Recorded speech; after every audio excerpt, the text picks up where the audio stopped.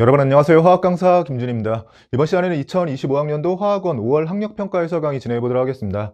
전체적으로는 3월 학력평가에 비해서 난이도가 좀 쉽게 출제가 됐죠. 순서대로 하나하나 풀어가면서 필요한 내용들은 문제 안에서 정리해 보도록 할게요. 먼저 1번 문제 보시면요. 일상생활에서 사용하는 제품과 이와 관련된 성분에 대한 자료라고 주어져 있고 옳은 것 고르라고 되어 있죠. 가의 연소 반응은 발열 반응이다. 우리가 연소와 중화 반응에 대해선 발열 반응의 예로 암기하고 있는 거죠. 나가 증발할 때 주위로부터 열을 흡수한다. 보통 증발에 대해서는 온도가 낮아진다는 조건을 함께 주긴 하는데 지금은 그런 조건이 빠져 있네요. 그래도 우리가 배경식으로 기억하고 있는 게 고체, 액체, 기체 사이의 상변화에 대해서 이렇게 위쪽으로 올라갈 때가 흡열 반응에 해당하고요. 아래쪽으로 내려가는 게 발열 반응이죠. 지금 증발이라면 액체에서 기체가 되는 거고 올라가면서 열을 흡수하는 흡열 반응에 해당합니다. 가부터 다 중 탄소화합물이 두 가지냐라고 물었는데 뷰테인과 에탄올은 탄소화합물이 맞고 지금 염화나트륨은 탄소를 포함하고 있지 않네요. 가와 나만 탄소화합물이고 두 가지에 해당하는 게 맞습니다. 기억, 니은, 디귿 전체가 맞는 보기고 답 5번으로 내주시면 돼요. 이번은 화합물 X2Y2 그리고 Z2Y를 화학결합 모형으로 나타냈다라고 되어 있고요. 빠르게 대응이 돼야 되죠. X는 첫 번째 껍질에서 단일 결합으로 연결된 수소에 해당하는 거고 Y는 두 번째 껍질에서 두 개의 결합선으로 옥텟을 만족하고 있으니까 산소에 해당합니다. H2O2에 해당하고요. Y가 산소인 거니까 O2-인 거고 N이 2인 거니까요. 두 개를 잃고 네온의 전자 배치를 갖는 건 마그네슘에 해당하는 거죠. Mg2+ 형태로 들어가죠. N 값은 2가 맞고요. 고체 상태에서의 전기 전도성은 마그네슘은 금속으로 전기 전도성이 고체 상태에서 있고요. Mg5에 해당하는 Z2Y는 이온 결합 물질로 고체에서 전기 전도성이 없기 때문에 부등호 방향이 잘 맞게 들어갔습니다. X부터 Z 중 2주기 원소가 두 가지냐라고 물었는데 수소는 1주기, 마그네슘은 3주기이기 때문에 2주기 원소는 산소로 한 가지에 해당하는 거죠. 기억과 니은이 맞는 보기고 답 3번으로 내주시면 돼요. 3번은 메티라민과 관련된 화학 반응식이라고 주어져 있고 개수를 그냥 찾으라는 거죠. 탄소가 4개인 거니까 이 자리에 4가 들어가고요. 수소는 반응물 쪽에 총 20개네요. 20개 맞춰주려면 이 자리에 10이 들어가고 질소는 맞춰져 있고 산소가 18개 생성물 쪽에 있으니까 반응물 쪽에서도 18개가 나오려면 A가 9로 들어가면 됩니다. 9와 4와 10을 더해주면 23이 되고 보기들 중에선 답 3번으로 내주시면 되네요. 4번은 1, 2주기 원소 W부터 Z로 구성된 분자 그리고 다원자 이온에 대해서 루이스 전자점식을 나타낸다라고 되어 있고요. 1, 2주기 조건이 주어지면 1주기의 수소까지 고려하라는 거죠. 지금 X는 단일 결합으로 옥텟을 만족하고 있으니까 플로린에 해당하고 W를 조심해야겠네요. 보통 결합선 3개가 들어가면서 옥텟 규칙을 만족하고 있었다면 질소가 들어가는 건데 지금 비공해화성이 없기 때문에 붕소가 들어가면서 BF3에 해당하는 거고요. Y가 단일 결합으로만 연결되고 비공유활성이 없기 때문에 수소에 해당하는 거고 Z는 하나를 잃고 지금 결합선 3개의 옥텟을 만족하는 질소처럼 행동하고 있죠. 하나를 잃고 15족 질소처럼 행동하고 있으니까 원래는 16족인 산소인 거고요. 물론 수업 중에 강조를 드렸지만 이렇게 자주 등장하는 다원자 이온은 지금처럼 하나를 잃고 15족처럼 행동한다 이런 과정을 거치는 게 아니라 그림처럼 기억하고 있다가 그냥 보면서 H3O 플러스 하이드로늄 이온이라고 바로 판단할 수 있어야 돼요. 묻는 것들 정리해보면 Z는 산소로 원자과 전자수는 6에 해당하고요. 공유 전자쌍수이자 결합선수는 F2는 단일 결합으로 1이 되고 Y2 수소도 단일 결합으로 1이 되죠. 둘은 같아지는 거니까 니은 틀린 보기가 됩니다. 디귿이 맞는 보기겠네요. 결합각을 묶고 있는데 WX3면 BF3에 해당하고요. Y2Z면 H2O에 해당하는 거죠. 결합각은 중심 원자의 SN이 작을수록 큰 거고 같은 SN이라면 비공유전자쌍 개수가 적은 쪽에서 큰 거죠. BF3는 붕소의 SN이 3이고요. H2O는 생략된 비공유활성을 고려하면 산소의 SN이 4기 때문에 SN 값이 작은 BF3 쪽에서가 결합각이 큰 겁니다. 정확히는 정삼각형 구조가 되면서 120도가 되고 H2O에서는 109.5도를 기반으로 비공유활성이 들어가면서 작아지게 되죠. 워낙 자주 등장하기 때문에 104.5도로 암기하신 분도 있을 것 같아요. 디귿번만 맞는 보기가 됐고 답 2번으로 내주시면 돼요. 5번은 밀폐된 진공 용기에 물을 넣은 후에 시간에 따른 용기 속 물의 양과 수증기의 양의 차에 대한 자료라고 주어져 있고요. 이티일 때 동적평형 상태에 도달했다라고 알려주고 있습니다. 이티일 때 처음으로 동적평형 상태에 도달했다 이렇게 읽어줘야 되고요. 동적평형 이후로는 물과 수증기 양이 일정하기 때문에 차이도 일정하게 유지가 되겠죠. 친절하게 알려줬네요. 동적평형에 도달하기까지는 진공 용기에 물을 넣었기 때문에 증발이 우세한 거죠. 즉 물의 양은 줄어들고 수증기 양은 늘어나기 때문에 빼주는 게 커지고 있으니까 감소하다가 동적 평형 이후에 유지가 되는 거예요. A와 B 사이의 관계도 기억에서 물었네요. A 쪽이 큰 거니까 기억 틀린 보기가 되고요. 2t일 때는 동적 평형에 도달한 거죠. 증발 속도와 응수 속도가 같아지면서 1이 되는 게 맞습니다. 3t일 때 반응이 일어나지 않는다. 3t에서 동적 평형으로 겉으로는 변화가 없는 건데 이렇게 반응이 일어나지 않는 건 아니죠. 그냥 정반응 속도와 역반응 속도가 같을 뿐입니다. 니은 반복이와 맞는 보기고 답 2번으로 내주시면 돼요. 6번은 용질 A 1g이 녹아있는 수액, A 수액을 나타낸 것이라고 되어 있고요. A의 화학 식량을 묻고 있네요. 보기들의 배열을 보면 D를 소거했을 때 숫자들이 다 구별이 되니까요. 그냥 간단하게 D에 1 대입하고 실전에선 풀어주셔도 되고, 워낙 간단한 문제이기도 하고 저는 뭐 해설을 해야 되니까요. D를 살려서 풀어보도록 할게요. 화학 식량을 구해야 되는데 이미 질량이 있기 때문에 몰수만 구하면 되는 상황이고, 몰농도가 있으니까 그냥 부피랑 곱해주면 되겠죠. 밀도가 D인 거니까 밀도로 나눠주게 되면 D분의 100ml가 되면서 둘을 곱해주면 D분의 20 밀리몰 단위가 되는 거고요. 밀리그램 단위로 바꿔서 질량을 몰수로 나누면서 화학식량이 나올 겁니다. 밀리그램 단위로는 1000mg이 되는 거고, 이 밀리몰 단위의 몰수로 나눠주는 건데 뒤집어서 곱해주면 되죠. 이렇게 정리해주면 약분해주면서 50D 형태로 정리가 되네요. 답을 이렇게 내주셔도 되고요. 또는 자주 사용하는 형태는 아니긴 한데 지금 A가 1g이고 처음 자료가 주어졌을 때 수액이 100g이잖아요. 그러면 요 1g과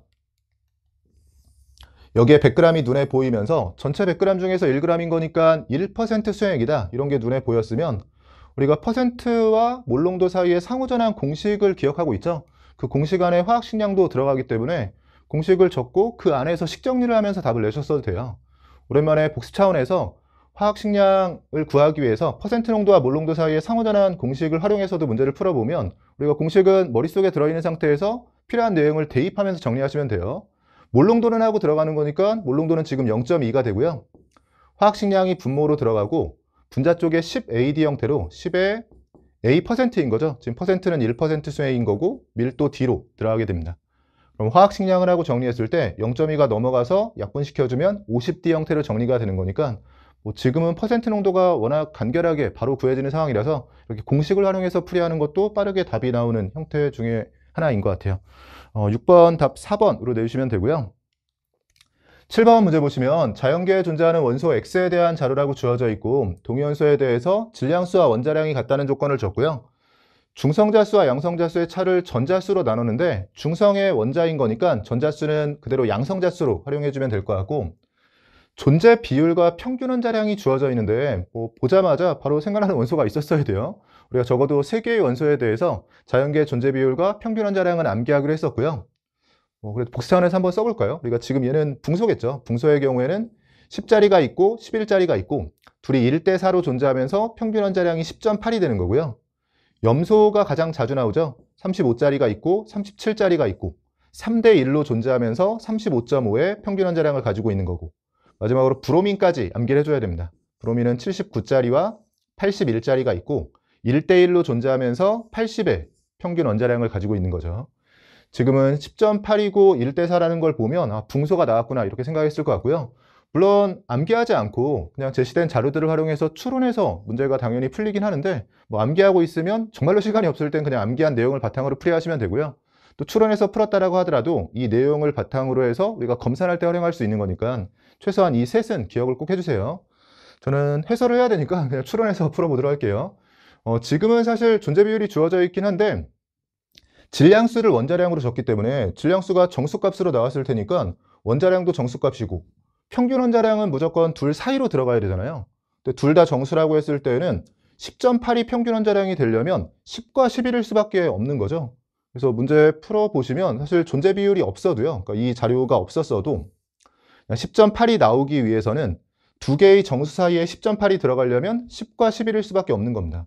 그래서 A가 10이 되는 거고요. 이 자리가 10이 되고 A 플러스 1로 11이 된다는 걸 알 수 있고 10과 11 사이에 10.8이라는 걸 이용해서 오히려 존재 비율은 우리가 찾아낼 수 있는 상황이었어요. 10.8이 10에서 4대1 내분점인데 가까운 쪽이 많아야 되니까 존재 비율은 1대4로 들어가면서 20%, 80%를 찾을 수 있었고요.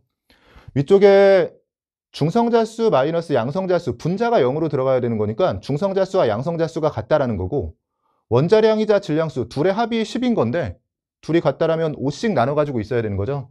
그러면 양성자수와 중성자수가 둘 다 5가 되면서 x는 5번에 해당하는 붕소라는 걸 찾을 수 있고요. a가 10이라고 나왔으니까 10과 11로 이렇게 대응이 되는 상황이죠. 묻는 것들만 정리해보면 a는 10이 되는 게 맞고요. x자리는 전자수이자 양성자수는 5가 되고 아래쪽은 중성자수가 6에 양성자수가 5인 거니까 5분의 1 형태로 정리가 되네요. 니은번 맞는 보기가 되고요.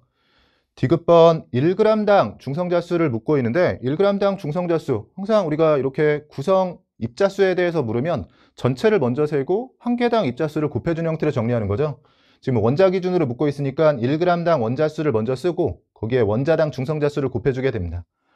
지금은 이 자리가 10자리, 이 자리가 11자리에 해당하기 때문에 1g당 원자수는 원자량의 반비례하는 거죠. 그러면 11 대 10의 비율이 1g당 원자수에 해당하는 거고 여기에 원자당 중성자수가 필요한데 원자번호 5번인 걸 고려하면 둘의 차이에 해당하는 원자당 중성자수가 5와 아래쪽은 6이에요. 이 식을 정리해 주시면 되고요. 약분시켜 주면 12분의 11 형태가 되면서 11분의 10이 아니죠. 디귿은 틀린 보기가 됩니다. 기억과 니은이 맞는 보기고 답 3번으로 내주시면 되고요. 실전에선 아마 암기한 내용을 바탕으로 풀이하셨을 것 같은데 좀 정석적으로 한번 풀어봤습니다. 답 3번으로 내주시면 돼요. 8번은 플로어링과 이주기원소 X부터 Z로 구성된 분자, 가부터 다에 대한 자료라고 주어져 있고 셋을 순서 없이 나타낸 것이라고 되어 있고 분자에서 모든 원자가 옥텟 규칙을 만족한다는 조건도 주고 있네요. 이주기의 옥텟 만족 조건인 거니까 CnOF 중에서 고르는데 플로린이 있으니까 중심 원자로 CnO 중에서 대응을 시켜주시면 되고 바로 눈에 보이죠? 4개랑 결합하는 게 탄소가 되고요. 3개랑 결합하는 게 질소, 2개랑 결합하는 X가 산소로 대응이 되는 상황입니다. 가가 무극성 문자라고 했는데 중심 원자의 비공유활성 없이 무극성 문자가 될 수 있는 상황이 지금 CF4에 해당하는 거죠. 이 아래쪽에 그냥 바로 표시할게요. 이 자리가 가에 해당하는 거고요. 정사면체로 무극성 문자가 되고 중심 원자의 산화수를 나와 다에서 비교하라고 했는데 플로린의 산화수의 우선순위가 있죠. 마이너스 1을 대입했다라고 생각하면 산소는 플러스 2, 질소는 플러스 3이 되는 거니까 나 쪽이 크다는 걸 고려하면 NF3 쪽이 나가 돼야 되고 OF2 쪽이 다로 대응이 되는 상황입니다. 가에는 극성 공유 결합이 있다. 가나 다 모두 서로 다른 원소와 결합이라서 어떤 걸 물어봤어도 다 극성 공유 결합만 존재하는 상황이에요. 기억법 맞는 보기가 되고요. 다는 XF2에 해당하는 게 맞습니다. 니은도 맞는 보기.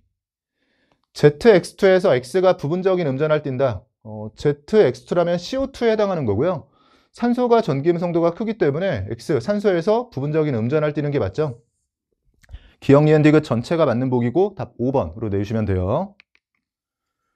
9번은 3주기 발약 상태 원자 X부터 Z의 전자 배치에 대한 자료라고 주어져 있고요. 원자과 전자수의 합이 10이라고 주어져 있고 동그라미 기억과 니은이 S오비탈과 P오비탈을 순서 없이 나타낸 것이라고 되어 있네요.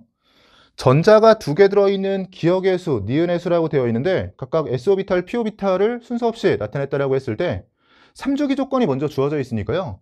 3주기에서 전자가 2개 들어있는 S오비탈이라면 일단 3주기는 ES까지는 다 채우고 온 거니까 최소한 2는 있어야 되는 거고요. 커봐야 3S까지 꽉 채웠다라고 했을 때, 즉 나트륨은 사실 2가 되는 거고 마그네슘부터는 3S에도 전자 2개가 다 들어있기 때문에 전자가 2개 들어있는 S오비탈 수가 마그네슘부터는 3이 돼요. 즉 2나 3으로 대응이 되는 거고 P오비탈의 경우에는 3주기라면 2P는 다 채우고 넘어온 거니까 최소한 3부터 시작해서 최소값이 3이겠죠. 크면 3P를 꽉 채우면서 6개까지도 가능한 겁니다. 그러니까 전자가 2개 들어있는 S오비탈 수라면 2하고 3, 전자가 2개 들어있는 P오비탈 수라면 3에서 6 정도인 거죠. 사실 풀이하셨으면 이걸 보든 아니면 이걸 보든 전자가 2개 들어있는 P오비탈 수는 3주기에서는 2가 나올 수 없거든요. 그러니까 얘를 보면서 이 자리를 S라고 하셨어도 되고요. 또는 색깔을 바꿔서 표시해보면 이 자리를 보면서 여기를 먼저 찾으셨어도 돼요. 지금 4라고 나와 있는데 S오비탈에서는 무조건 2 또는 3, 전자가 2개 들어있는 S오비탈은 2와 3밖에 안 되니까 4가 나오는 조합은 P오비탈에서 가능한 거죠. 니은 자리가 P오비탈 수가 됩니다. 그러면 원자들도 대응이 되는 게 전자가 2개 들어있는 S오비탈의 수가 2인 거는 앞쪽에서 얘기했었지만 나트륨밖에 없어요. 나트륨은 3S의 하나이기 때문에 1S, 2S만 고려해서 2가 되는 거고 마그네슘부터는 전부 3이 되는 거죠. 아래쪽은 전자가 2개 들어있는 P오비탈 수가 4개라는 건데 그럼 3P에 하나가 2개가 짝지은 상태로 들어있다는 거죠. 그럼 3P 전체에는 4개의 전자가 들어가는 상황. 3주기 16족의 황해에 해당합니다. 그럼 Z의 경우에는 원자가 전자수 합이 10이라고 했는데 나트륨은 원자가 전자수가 하나, 황은 6개인 거니까 이 자리는 원자가 전자수가 3으로 들어가야지만 더해서 10을 만족하게 되는 거고요. 원자가 전자수가 3개인 13족은 알루미늄이 되겠죠. 아래쪽 A, B 찾으라고 했겠죠. 알루미늄은 전자가 2개 들어있는 p오비탈 수가 알루미늄은 3p의 전자 하나 들어가기 때문에 전자가 2개 들어있는 p오비탈은 2p오비탈만 고려해서 3개가 되는 거고요. 위쪽의 황의 경우에는 3s까지 꽉 채운 거니까 전자가 2개 들어있는 s오비탈 수가 3으로 대응이 됩니다. 동그라미 기억은 s오비탈이죠. 기억 틀린 보기가 되고요. A 플러스 B, A도 3, B도 3이기 때문에 6이 되는 게 맞습니다. 니은은 맞는 보기. 전자가 들어있는 p오비탈 수 X와 Z가 3대 4냐라고 물어봤는데 나트륨은 전자가 들어있는 p오비탈이 2p까지만 전자가 들어있기 때문에 3이 되고요. Z의 알루미늄은 3p의 전자 하나가 들어있죠. 그래서 전자가 들어있는 p오비탈 개수가 4개가 되면서 3과 4, 3대 4가 되는 게 맞죠. 디귿도 맞는 보기가 되네요. 니은과 디귿이 맞는 보기죠. 답 4번으로 내주시면 돼요. 오른쪽 10번 문제 보시면요. 원자 X부터 Z에 대한 자료라고 주어져 있고 X부터 Z를 이렇게 4개의 후보군 중에서 골라서 대응을 시켜야 되네요. 모두 아르곤의 전자 배치를 이온이 가지고 있다고 했고 홀전자 수에 대한 부등호가 하나 주어져 있고요. 아래쪽은 동그라미 기억과 니은이 각각 원자 반지름과 이온 반지름 중에 하나라고 주어져 있습니다. 원자 반지름, 이온 반지름을 가지고 비교하는 형태의 문제는 보통 금속과 비금속으로 나눠서 정리했을 때 편하게 접근이 가능하고요.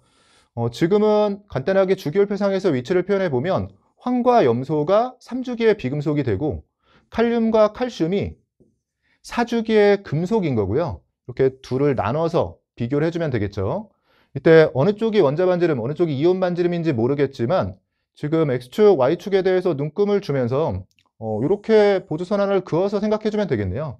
이게 뭐 일종의 Y는 X선에 해당하면서 원자 반지름과 이온 반지름이 같은 선이라고 했을 때 이쪽에 있는 애들은 니은보다 기억이 큰 애들이고요. 이 아래쪽에 있는 애들은 기억보다는 니은이 큰 애들이겠죠. 근데 어쨌든 원자 반지름, 이온 반지름이 어느 쪽으로 들어갔던지 간에 영역을 둘로 나눠서 한쪽이 금속, 한쪽이 비금속의 영역이라고 했을 때 XY가 일단은 둘 다 금속이거나 둘 다 비금속, 즉 둘 다 3주기이거나 둘 다 4주기여야 되는 거고요. 일단 같은 주기 안에서는 주기율표상 왼쪽에 있는 애가 원자 반지름도 큰 거고 또 이온 반지름은 지금 등전자 이온이기 때문에 원자 번호의 역순이잖아요. 즉 같은 주기에선 그냥 왼쪽에 있는 게 원자 반지름과 이온 반지름이 다 큰 거예요. 그럼 XY를 비교하면 지금 Y에 대한 정보가 많이 있었는데 Y가 기억 니은이 뭐냐에 무관하게 둘 다 X보다는 크죠.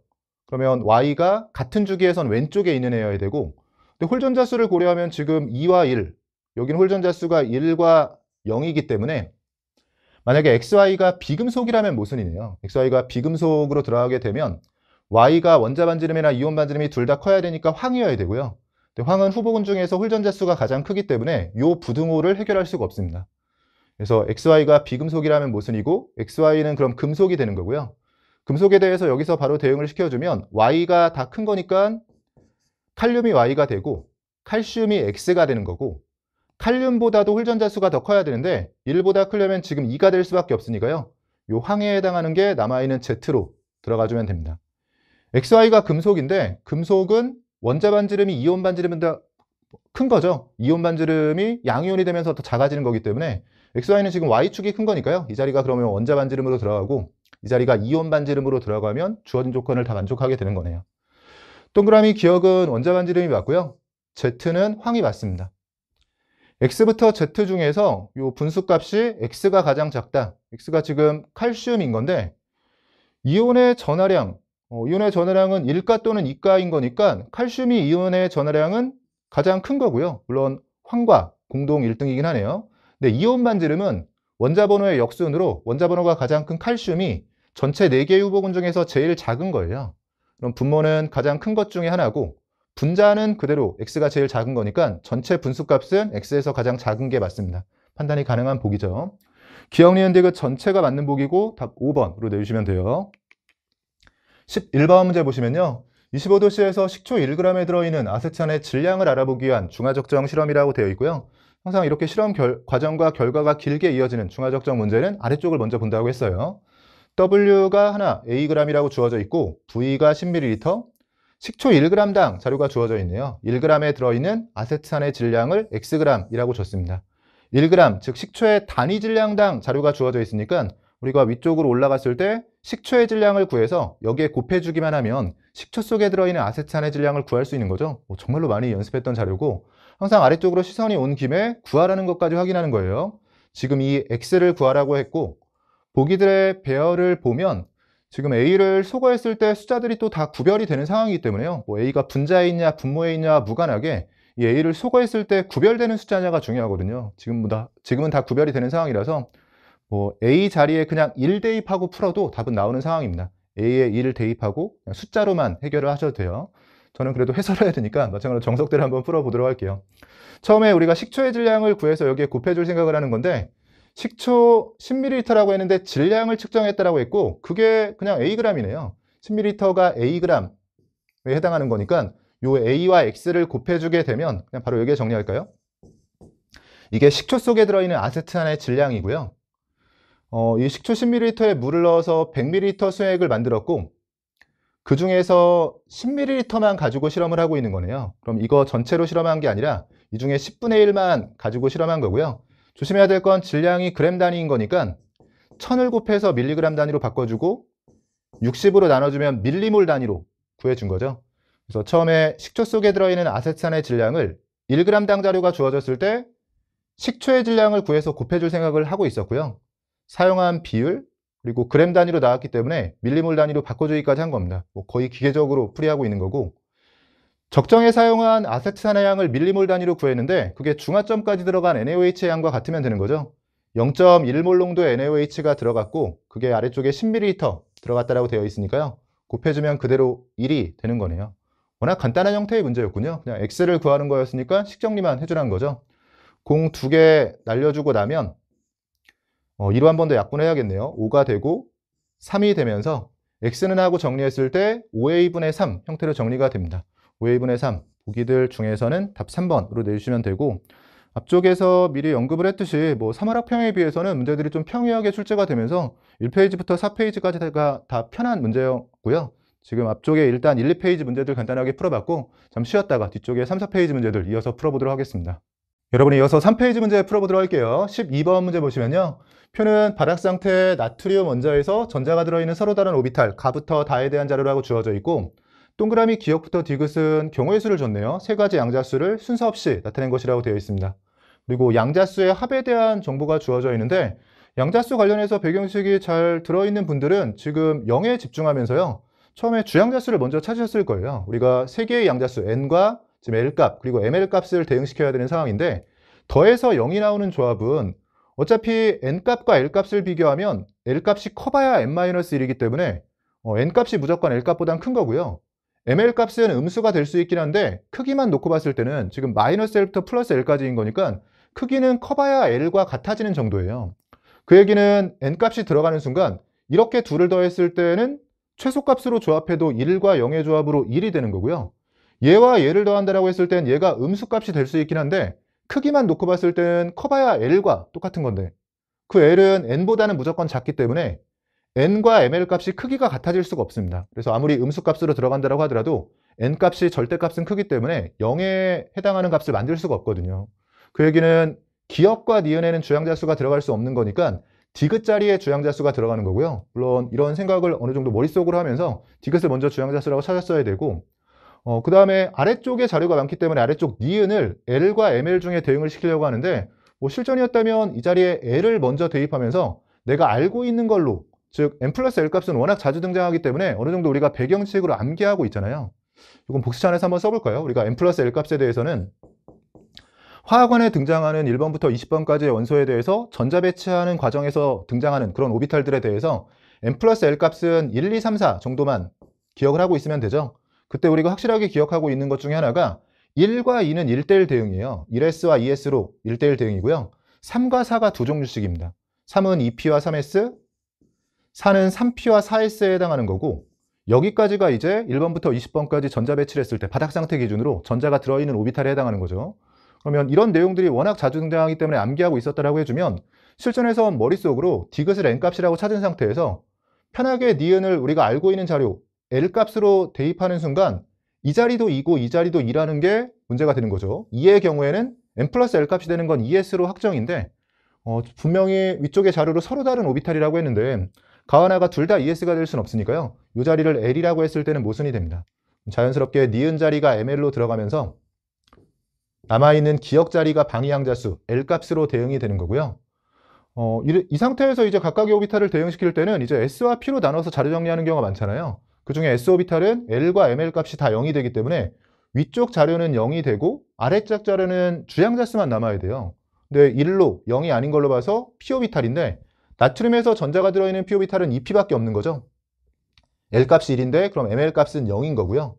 아래쪽에선 검산이 되겠네요. 그래서 이 자리를 2P라고 찾게 되고 나와 다에 대해서는 실전이었다면 그냥 S오비탈이라면 0이 되면서 주양자수만 남는데 ES, 3S라고 하면 주어진 조건을 만족하니까 그냥 바로 답을 냈을 것 같아요. 그래서 제가 자주 강조하지만 이런 경우의 수 문제들은 실전에서는 좀 더 그럴듯해 보이는 거 그리고 검증이 편한 쪽으로 대입한 상태에서 주어진 조건을 만족하고 있으면 그냥 바로 답을 내면 됩니다. 나머지 모순이 되는 상황을 보이려고 하면 안 돼요. 물론 나중에 시간 여유가 되면 돌아와서 확인할 수 있겠지만 그렇게 풀이하시면 안 되고 근데 제가 수업 중에 풀이할 때는 어쩔 수 없이 저는 전체 경우의 수를 다 보여드리면서 얘는 이래서 모순이고 얘는 이래서 모순이고 마지막으로 얘가 남아있는 얘가 답이다라고 하면서 먼저 모순을 보이고 마지막에 답을 향해서 이렇게 자료 정리를 하게 되는데 그걸 습관으로 들이시면 안 돼요. 실전에선 항상 좀 더 그럴듯해 보이는 걸로 시작해서 주어진 조건을 만족하면 넘어가야 됩니다.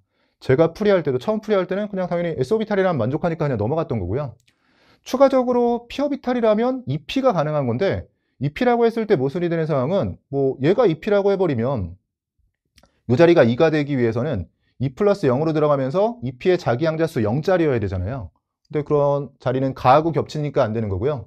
얘가 2P라고 했을 때는 아래쪽 3이 2 플러스 1로 들어가는 거죠. 자기항자수가 1이라는 건데 그럼 1 플러스 1이 되면서 이 자리가 2였어야죠. 그렇지 않은 걸로 봐서 나와 다에는 2P가 들어가면 모순이긴 한데 실전에선 이런 것까지 확인하면서 넘어가시면 안 돼요. 지금 S라고 했을 때 그냥 주어진 조건을 만족하니까 답을 그냥 1번부터 5번까지 보기 확인하면서 답을 내셨으면 됩니다. 정리해보면 동그라미 기억은 방위항자수인 거죠. 1번 틀린 보기가 되고요. 가는 ES가 아니라 EP예요. 2번도 틀린 보기. 에너지 준위를 물었는데 항상 에너지 준위는 수소냐 아니면 다전자 원전냐가 중요하죠. 지금은 나트륨이기 때문에 ES와 EP를 물었는데 수소 원자라면 주양자수에만 의존하기 때문에 같은 상황이지만 나트륨과 같은 다전자 원자에서는 EP, 즉 가쪽이 에너지 준위가 더 높은 겁니다. 3번도 틀린 보기가 되고 방위항자수 L값은 가의 P오비탈은 1이 되고요. 다의 S오비탈은 0인 거니까 여기서 부등호 방향이 잘 맞게 들어갔네요. 4번이 옳은 보기가 되고요. 5번 오비탈에 들어있는 전자수를 묻고 있는데 나트륨은 3S의 홀전자가 있죠. 다에는 전자 하나가 들어있고 나머지 오비탈들에는 전자가 짝지워지면서 2개가 들어있기 때문에 부등호 방향이 바뀌어야 됩니다. 문제에서 옳은 것 물었으니까 답 4번으로 내주시면 돼요. 13번 문제 보시면요. 원자 X부터 Z의 제1이온화 에너지, 제2이온화 에너지를 나타낸 것이라고 되어 있고 원자 번호가 7, 8, 9, 11, 12 중에 하나라고 되어 있네요. 간단하게 주기율표상 위치를 표시해 보면 질소, 산소, 플루오린과 나트륨, 마그네슘 중에서 고르라는 거고요. 1, 2차 이온화 에너지가 주어져 있는데 지금 X에서 Y, Z 쪽으로 넘어가면서 1차, 2차가 같이 X, Y, Z의 순으로 커지고 있는 거죠. 그러니까 1차와 2차에서 이렇게 역전되는 상황을 보여주지 않고 있으니까 예외 구간을 포함하지 않고 있다고 생각을 해줘야 되고요.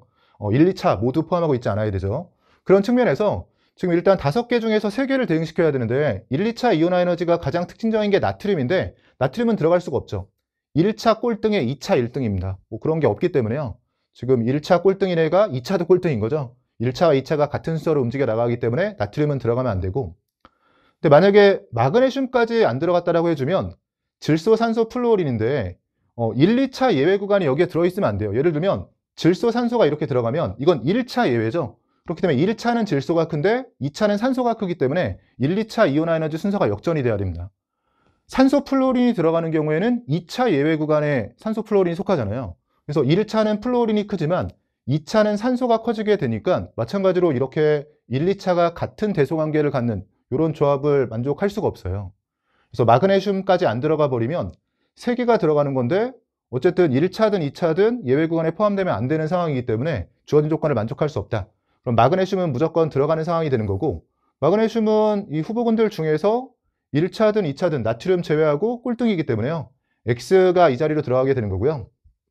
나머지 Y와 Z는 방금 했듯이 산소를 포함하고 있으면 예외 구간이 1차나 2차에 걸리기 때문에 질소 플루오린으로 들어가야 됩니다. 우리가 1차든 2차든 예외 구간은 인접한 두 원자에서 나오는 거지 이렇게 떨어져 있는 데서 나오는 게 아니죠. 그래서 질소가 그 다음 Y로 들어가게 되고 플루오린이 Z로 들어가면서 이렇게 대응이 되는 상황이네요. X는 마그네슘으로 2족 원소에 해당하는 게 맞고요. Y의 원자번호 질소기 때문에 8이 아니라 7번으로 들어가야 됩니다. 니은은 틀린 보기. 원자과 전자가 느끼는 유액 전하는 같은 주기에서 오른쪽에 있는 애가 큰 거죠. Y와 Z 중에서는 Z가 오른쪽에 있으면서 커지기 때문에 디귿도 틀린 보기가 되네요. 기억번만 맞는 보기죠. 답 1번으로 내주시면 돼요. 14번은 이주기 원소 W부터 Z로 구성된 분자 가부터 다에 대한 자료라고 주어져 있고요. 분자당 구성 원자 수가 모두 3이라고 주어져 있고 분자에서 모든 원자가 옥텟 규칙을 만족한다라고 되어 있습니다. 분자당 구성 원자 수와 이렇게 구성 원소가 몇 종류인지를 알려주게 되면 후보군을 바로 좁힐 수 있어야 돼요. 이렇게 구성 원소가 2종류이면서 3원자 조건을 만족하고 있는 건 CO2와 OF2가 되는 거고요. 이렇게 3종류의 원소가 3원자 조건을 만족하는 건 FCn과 NOF가 됩니다. 후보군을 좁혀서 시작해야 되고, 지금은 사실 뭐 WX하고 XY를 놓고 봤을 때 CO2와 OF2 중에서 대응을 시킨다라고 해주면 공통으로 들어가는 X가 산소라는 건 바로 보이는 거고요. 아래쪽에 단일 결합의 수를 보면 CO2는 이중 결합만 있고 단일 결합이 없기 때문에 이 자리가 CO2로 들어가는 거죠. 이렇게 바로 대응이 되는 거네요. X가 공통이기 때문에요. X가 산소로 공통인 가운데 이 자리가 OF2로 들어가면서 단일 결합의 수는 검산이 되는 거죠. OF2는 단일 결합 2개로 이루어진 거고, X가 지금 산소가 됐고 Y가 플루오린이면 세 종류의 원소로 3원자 조건은 NOF와 FCn인데요. 지금 OF가 들어가는 건 NOF 형태이겠죠. Z가 질소인 건 지금 WXY를 대응시켰고 2주기의 옥텟 조건이면 CnOF 중에 대응을 시키는 건데 남아있는 게 질소였으니까요. 뭐 그걸 통해서 검산도 할 수 있습니다. NOF는 중심원자 질소에 산소는 이중결합, 플루오린은 단일결합으로 연결되어 있기 때문에 이 자료도 검산용으로 쓰면 되겠네요. 뭐 여러 자료들이 주어져 있는데 우리가 배경식을 어느 정도 활용해주면 빈칸 채우기 하듯이 주어진 자료들을 채울 수도 있고, 사실 이렇게 주어져 있으면 또 검산용으로 쓸 수도 있는 거죠. 가에는 이중결합이 있다고 했는데 탄소와 산소 간에 이중결합만 존재하는 거죠. 기억번 맞는 보기가 되고요. 다의 분자 모양 안 그래도 되겠죠. 중심원자 산소의 비공유 전자쌍을 고려하면 구분형이 되는 게 맞습니다. 비공유 전자쌍 수의 비를 묻고 있는데 나에서는 NOF 형태로 들어가면 2, 3, 2를 더해서 비공유 전자쌍이 6쌍이 되는 거고요. 다에서의 OF2는 산소의 2쌍, 플루오린의 3 곱하기 2로 전체 6쌍을 더해주면 총 8쌍이 됩니다. 6과 8인 거니까 1대2가 아니라 3대4로 들어가야 되는 상황이네요. 디귿 틀린 보기가 되고, 기억과 니은이 맞는 보기죠. 답 3번으로 내주시면 돼요. 오른쪽 15번 문제 보시면요. 금속 A부터 C의 산화하는 반응 실험이라고 되어 있고 N값이 3 이하의 자연수 조건이 주어져 있네요. 처음에 A 플러스 10m몰이 들어있는 수액을 준비했고 여기에 B 금속을 W1g 그리고 C 금속을 W2g 넣어서 반응을 완결시킨다라고 되어 있으니까 전체적인 상황은 양이온이 들어있는 상태에서 중성의 금속을 연속해서 넣고 있는 거죠. 그럼 양전하의 총합이 유지된다는 측면에서 접근해 주시면 되고요. 뭐 N 떼고 생각하면 플러스 10의 전하를 가지고 있었으니까 나과정, 다과정이 진행된 이후에도 양전하의 총합은 플러스 10으로 유지돼야 됩니다. 실험 결과를 보면 다에서 B이온은 C와 반응하지 않았다.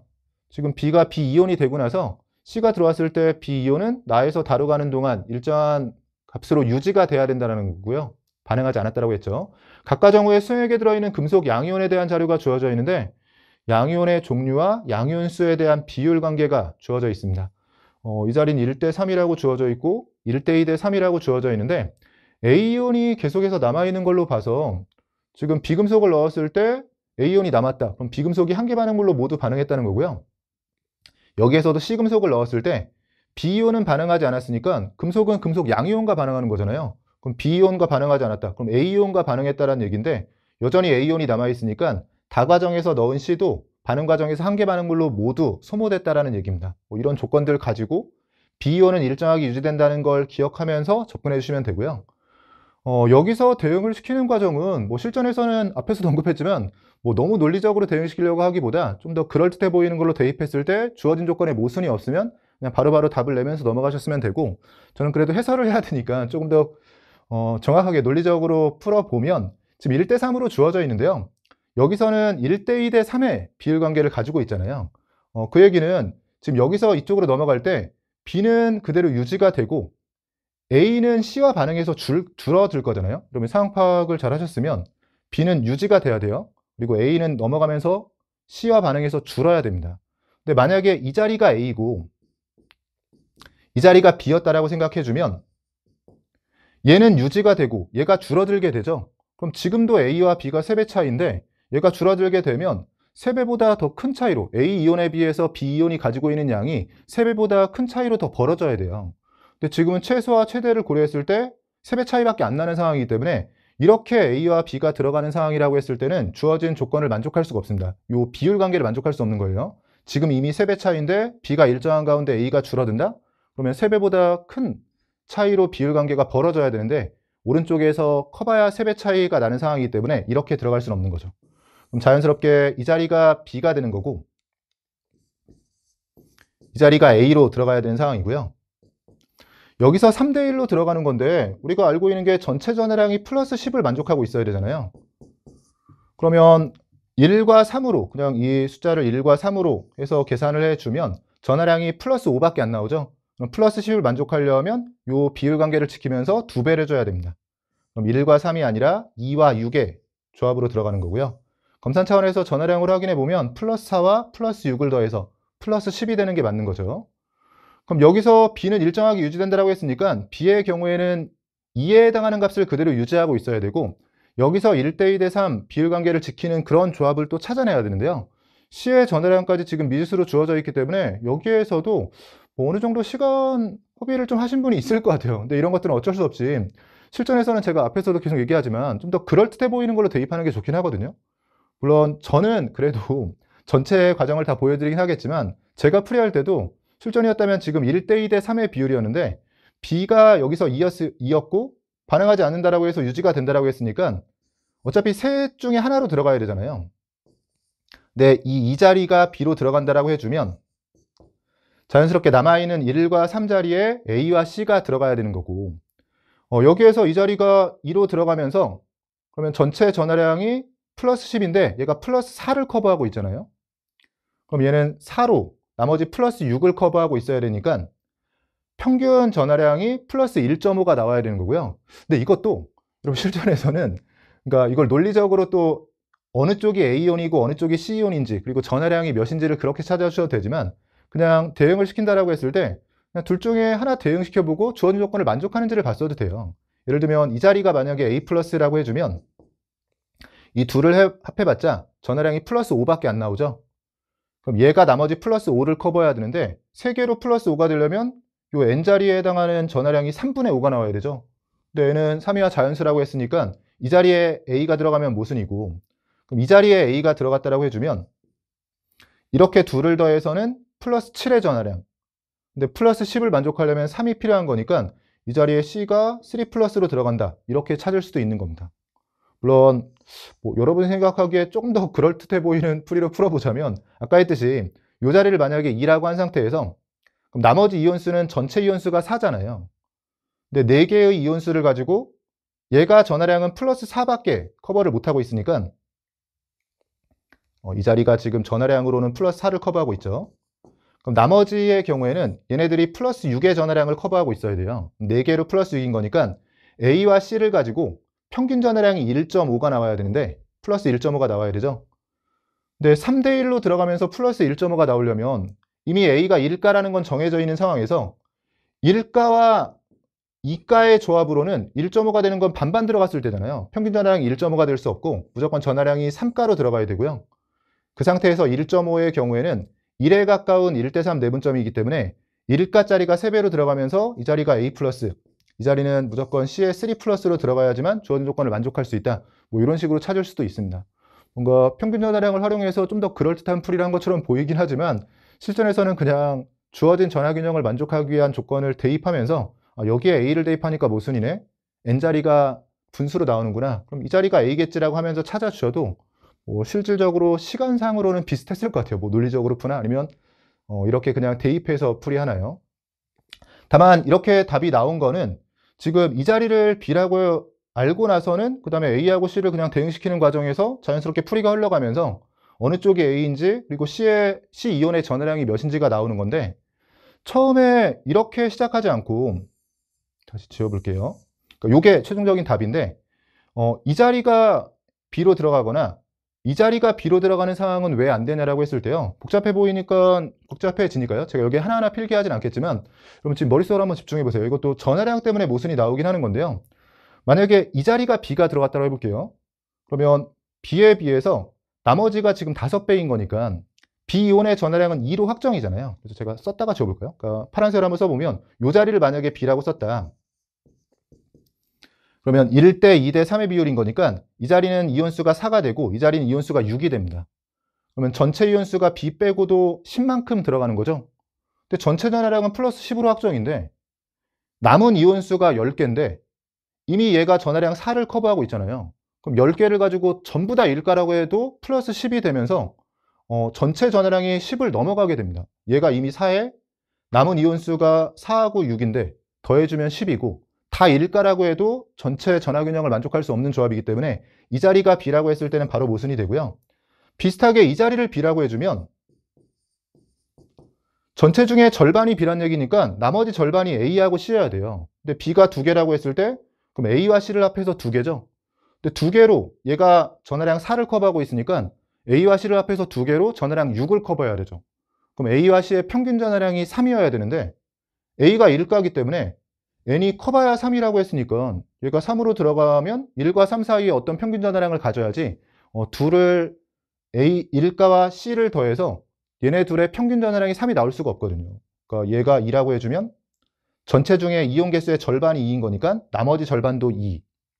A와 C를 합해서 2개밖에 없는데 전하량 6을 커버하려면 A와 C의 평균 전하량이 3이라는 얘기인데 주어진 상황을 보면 평균 전하량이 3이 나올 수 없는 상황이다. 그래서 논리적으로 만약에 해설을 다 쭉 쓴다라고 했을 때는 여기에 B가 들어가면 그래서 모순이고 여기에 B가 들어가면 그래서 모순이고 여기에 B가 들어갔을 때만 주어진 조건을 만족할 수 있다. 뭐 이런 식으로 넘어갔을 것 같은데 실전에서는 이런 애들을 하기 전에 B의 양이 일정해야 되는데 1대 2대 3인 거니까 B를 여기에 넣고 아마 시작을 했을 것 같아요. 그러고 나면 그 다음엔 뭐 A와 C를 찾는 건 평균 전하량으로 찾거나 대입해서 찾거나 크게 차이는 없었을 것 같습니다. 정리는 이렇게 되는 거고요. 중간 과정을 설명하다 보니까 좀 길어졌네요. 그냥 눈에 보이는 숫자들로 바로바로 풀이하시면서 모순이 없으면 그냥 넘어가고 하셨던 분들은 좀 빠르게 풀이가 가능했을 것 같고요. 기억번 나에서 비금속이 환원제로 작용한다. 나에서 비금속이 산화를 하고 있고요. 자신이 산화하고 있으니까 환원제로 작용하는 게 맞습니다. N값은 우리가 C의 전하량 3가라고 찾은 거죠. 얘는 2가 아니라 3이 되고요. 디귿번 B와 C의 원자량 B를 묻고 있는데 지금 질량이 주어져 있고 이런 B금속, C금속이 모두 반응해서 이온이 된 거니까요. 처음에 B금속과 C금속의 몰수는 요 생성된 이온의 몰수로 비교해주면 되겠죠. BC에 대해서 원자량 B를 물었는데 질량 B를 W1과 W2고요. 몰수 B로 나눠주면 되는 거고요. B가 2일 때 C가 1인 거죠. B와 C라면 대각선으로 올려 정리해주면 B가 W1일 때 C가 2W2가 되면서 요 2를 분모 쪽으로 옮겨야 되는 거죠. 지금 2W2분의 W1 형태가 되면서 디귿 틀린 보기가 됩니다.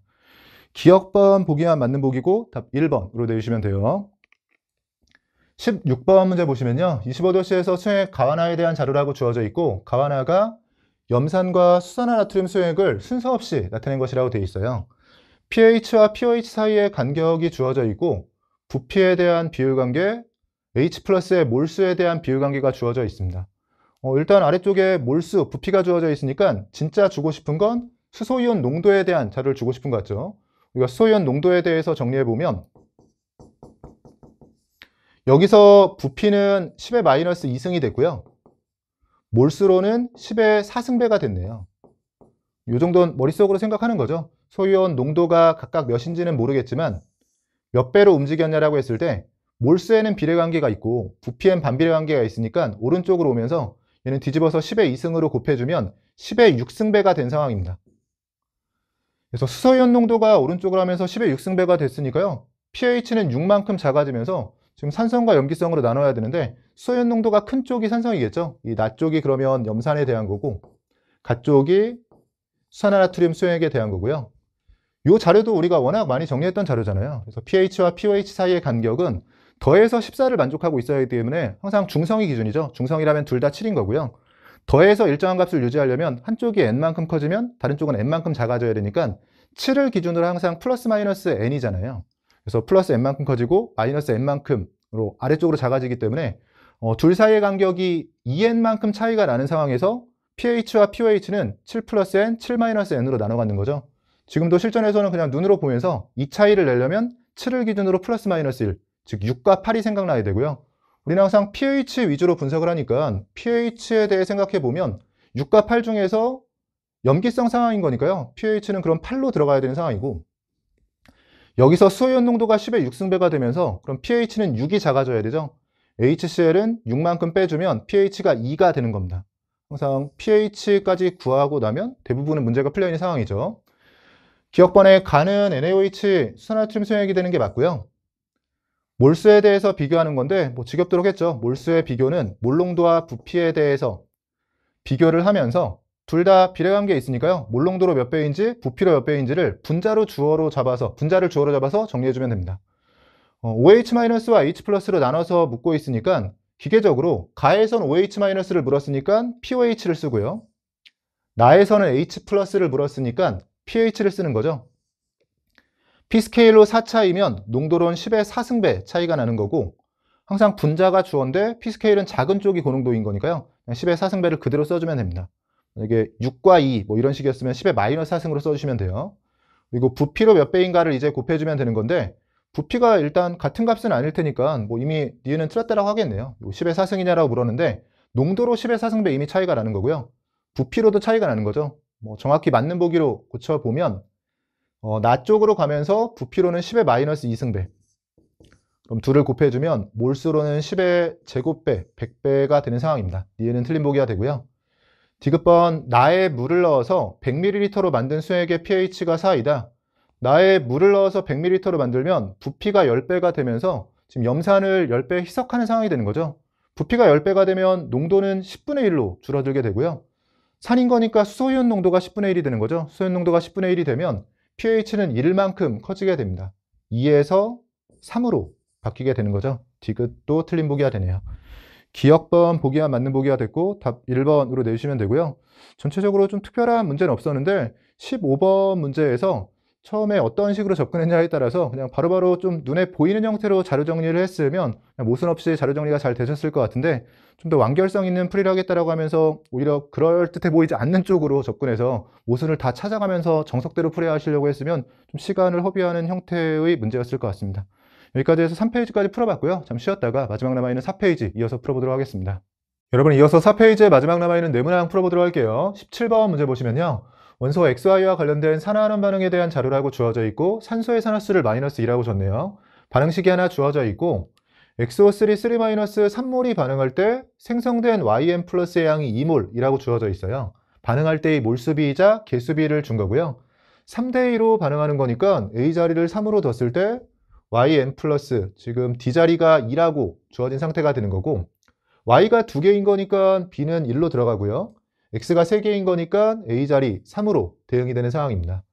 추가로 생성물에서 x의 산화수가 주어져 있는데 지금 산화수는 반응물 쪽은 x와 y가 명확한 상황이네요. 산소에 마이너스 1을 넣어주면 x의 산화수가 플러스 3이 되고요. 산소에 마이너스 1을 넣어주면 y의 산화수는 플러스 6이 됩니다.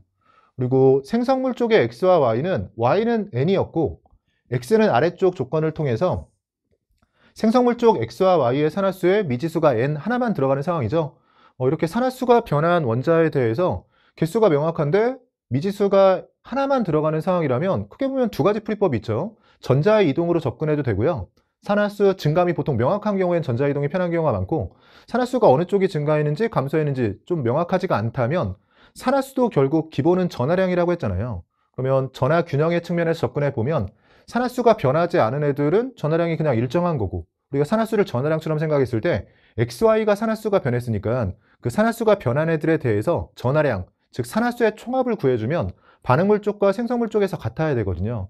이렇게 접근해 주면 산화수 증감이 명확하지 않은 상황에서는 조금 더 편하게 접근이 됩니다.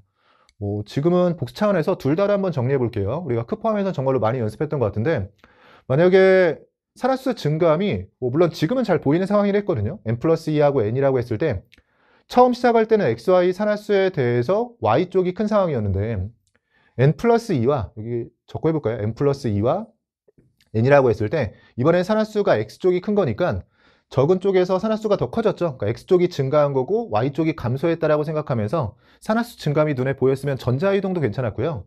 전자이동으로 그럼 먼저 풀어보도록 할게요. 전자이동으로 생각해보면 x쪽에서는 산화수가 증가한 건데 얼마나 증가했냐는 그럼 증가한 거니까 큰 거에서 작은 거 빼주면 n-1만큼 산화수가 증가한 거고요. x쪽에서요. 그런 x원자가 3개인 거잖아요.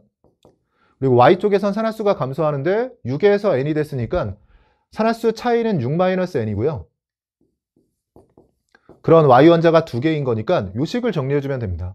그러면 3n-3, 여기 마이너스 2n이 있는 거니까 넘어와주면 5n이 있고요. 숫자로는 마이너스 3이 있고 여기에 12가 있었으니까 15가 나오면서 여기서 n값이 3이라고 정리가 되죠. 그래서 이런 방식으로 접근하셔도 되고, 두 번째는 지금은 산화수 증감이 좀 잘 보이는데 산화수에 분명히 미지수가 하나만 있는 상태에서 어느 쪽이 증가했는지 어느 쪽이 감소했는지가 잘 안 보이는 상황이라면 그냥 반응물 쪽은 반응물 쪽대로 계산하고 생성물은 생성물 쪽대로 계산해서 이 산화수의 총합이자 전하량의 총합이 XY에 대해서 같다라고 해서 정리해 주셔도 돼요.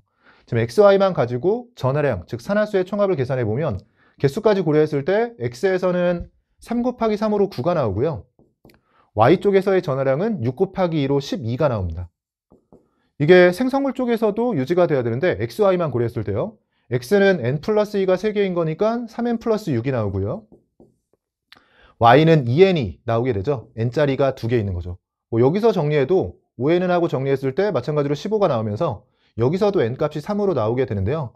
위쪽에서는 증감을 고려하면서 정리해야지만 부호에서 오류가 안 생기기 때문에 산화수 증감이 명확할 때는 전자이동도 괜찮은데 좀 명확하게 안 보이는 상황이나 찾을 수 있는데 내가 못 찾는 상황이라고 여겨질 때 그런 상황에서 이렇게 XY에 대해서 반응물 쪽에서 산화수의 총합과 생성물 쪽에서 산화수의 총합이 같다라고 해서 전하 균형의 측면에서 접근해 주셔도 돼요. 둘 중에 한 가지 방식으로 n값을 찾아주면 그 다음 문제가 편하게 풀리겠죠. n값이 지금 3이라고 나왔으니까요. 이쪽에 옮겨 적어 볼게요. n값이 3이 되면서 이 자리는 산화수가 플러스 5가 되는 거고요. n 플러스 2였죠. 이 자리는 n값이 3인 거니까 그대로 3을 넣어주면 됩니다. x의 산화수가 플러스 5가 되려면 지금 산소가 m개만큼 들어가서 마이너스 3인 거니까 산소 쪽에서 마이너스 8을 커버해야 돼요. 마이너스 2자리가 그럼 4개 들어가는 거니까 m자리엔 4가 들어가게 되고요. 나머지 개수들도 디귿을 보면 필요한 거네요. 산소의 개수를 맞출게요. 9개, 7개를 더해주면 16개. 지금 12개밖에 없기 때문에 4개가 더 필요한 상황이고 수소 8개가 있으니까 이 자리에 8이 들어가고요. 전하 균형으로 검산을 해줄게요.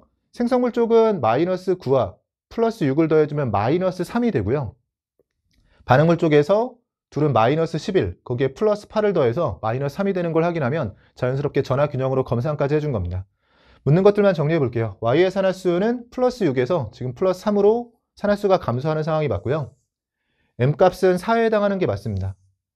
A, B, C 개수에 대해서 물었는데 A가 3, B가 1일 때 C가 8이기 때문에 8분의 4이자 2분의 1이 되는 거죠. 디귿 맞는 보기가 되네요. 기억, 니은, 디귿 전체가 맞는 보기고 답 5번으로 내주시면 돼요. 18번 문제 보시면요. A몰롱도 H2X, B몰롱도 HY, 2분의 3A 몰롱도 ZOH2에 부피를 달리해서 혼합한 용액이라고 되어 있고요. 우리 항상 중화반응에서는 처음에 농도가 주어지면 농도들 사이의 관계를 보는 거죠. 아래쪽에도 있기 때문에 아래쪽에 표시해주면 좋을 것 같은데 지금 A 몰롱도와 2분의 3A 몰롱도를 통해서 농도 B가 2대 3이라고 준 거예요. 그건 활용할 생각을 해줘야 되고요. 세 종류의 산 또는 염기를 활용해서 용액 2개를 만들었는데 양이온수와 음이온수에 대한 비율 관계가 주어져 있고 모든 음이온의 몰롱도합, 지금 둘 다 주어졌다면 우리가 활용할 자료지만 한쪽을 X라고 적기 때문에 이건 우리가 구해야 될 자료인 것 같고요. 그럼 양이온수, 음이온수에 대한 비율 관계와 2번 용액이 중성이라는 조건, 그리고 농도가 지금 2대 3 비율 관계를 가지고 있다는 이 조건을 가지고 풀어주면 될 것 같습니다. 문제에서 요구하고 있는 건 요 X자리하고 V를 구하라고 되어 있고요. 일단 2번 상황에 대해서 중성이라고 주어져 있는데 같은 부피의 농도가 2대 3인 거니까요. 들어있는 몰수가 2대 3이겠죠. 여기에서 시작해서 정리해 볼게요. 상대값으로 바로 시작을 해보면 같은 부피의 농도가 2대3이라는 걸 활용해 주면 들어가는 몰수도 2대3으로 들어가고요. 그럼 남은 자리도 바로 중성 조건을 통해서 찾을 수 있는 게 지금 x2-가 있고 y-가 있고 z2 플러스가 있는데 중성에서는 알자이온 없이 구경꾼만으로 전하균형이 맞으면 되는 거죠. 양전하로 지금 플러스 6이 있는 거고요. 음이온은 둘 가지고 맞춰야 되는데 음전하 4가 있고 그럼 음전하 2가 더 필요한 거니까 이 자리에 2가 들어가는 상황입니다. V에 3이라고 했으니까 이 자리도 3으로 들어가고요. 이제 이 자료만 정리해주면 되는 건데 다양한 방식의 풀이 과정이 있을 것 같아요. 크게 보면 양이온수, 음이온수에 대해서 이렇게 자료가 주어졌을 때 우리가 자주 했던 게 양이온수와 음이온수에 대한 차이가, 그러니까 전체 양이온과 전체 음이온수에 대한 차이가 이가이온수의 차이와 같은 거고요. 특히나 지금처럼 이렇게 둘만 들어갔기 때문에 이가이온이 Z2 플러스밖에 없죠. 원래라면 양이온수와 음이온수의 차이가 이가이온수의 차이와 크기는 같고 방향은 반대, 이런 식으로 보통 기억을 하는데 지금처럼 이가이온이 하나밖에 없으면 그냥 양이온수, 음이온수 차이가 그대로 이가이온수에 해당하는 거거든요. 이가이온이 어차피 양이온 쪽밖에 없는 거잖아요. 그래서 지금처럼 음이온 쪽이 3만큼 크다면 양이온 쪽이 이 스케일을 그대로 지킨다면 양이온 쪽에서 이가이온수가 원래 3만큼 더 큰 건데 음이온 쪽에 이가이온이 없기 때문에 그냥 이 이가 양이온수가 나오는 겁니다. 그래서 그런 게 익숙하신 분들은 그냥 자료를 바로 보면서 이가이온이 Z2 플러스밖에 1번 용액에는 없었고요. 이 차이를 맞춰가면서 자료 정리하려고 했었는데 항상 비율 관계가 나오면 우리가 상대값들 스케일 정리를 하잖아요. 근데 지금은 둘 사이가 이 이가이온수하고 차이를 맞추려고 했는데 그대로 지금 3차이가 나오기 때문에 이 8과 5가 그대로 우리가 위쪽에서 쓰고 있던 이 상대값으로의 양이온수하고 음이온수가 나와버린 거예요.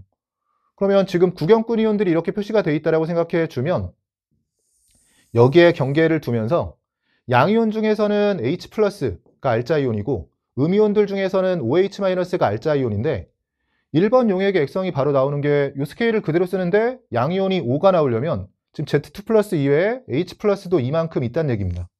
그럼 자연스럽게 H 플러스가 존재하기 때문에 OH 마이너스가 존재하지 않는 산성이라는 거고요. 음이온수는 8이 나와야 되는데 음이온은 지금 Y 마이너스밖에 없기 때문에 Y 마이너스가 8이 나오도록 그냥 이렇게 들어가는 거죠. 처음에 만약에 양이온수, 음이온수 차이에 집중하면서 이 차이가 이가이온수의 차이와 크기는 같고 방향은 반대인데 이가이온이 하나라서 그냥 3으로 맞춰야겠다고 생각하셨으면 이렇게 접근해 주셨으면 되고, 또 한 가지 방식은 이걸 살짝 지우고 해볼까요? 자리도 지운 상태에서, 그러니까 우리가 지금 이 차이가 3이라는 거에 집중할 수도 있고 아니면 지금 산과 염기가 각각 한 종류씩밖에 없기 때문에 양이온수, 음이온수에 대한 자료를 그 중에서 산이 지금 1가잖아요. 액성을 가정하면서 시작해 주셨어도 돼요.